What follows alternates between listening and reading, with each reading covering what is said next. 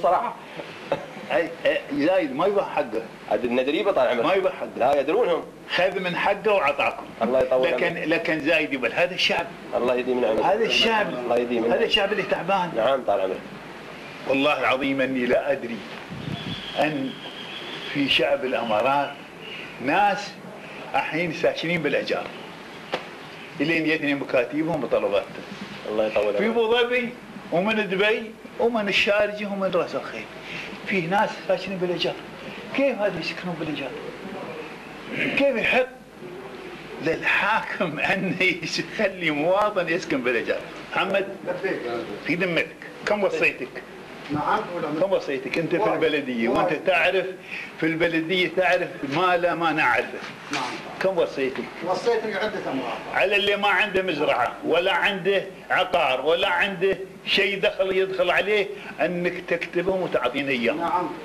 ما يفتن. جبناه طال عمرك موجود هنا. من اعطيته؟ هنا عند منصور. موجود طال منصور؟ اما منصور؟ وين منصور؟ خليه ما نبي. نعم. والسكن طويل العمر والتجاري. منصور شيء اعطاك من طويل العمر الملف مال المزارع. حد من المواطنين ملف ما عندهم عقار ولا عندهم مزرعه؟ في الله يطول عمرك. اعطاك اياه. في الله يطول عمرك، لكن حابين طرش العين الله يطول عمرك، بلديه العين يتاكدون انه ما عندهم مزارع ولا تجاري ولا سكن الله يطول عمرك. على العين احنا نشد عنك في ابو ظبي. نعم الله يطول عمرك. وبعدين نبى اللي في العين. نعم. وبعدين نبى حتى اللي في الامارات. ان شاء الله ان شاء الله. حتى اللي في الامارات كلها نباهم انسان اللي متجر نبى نعرفه.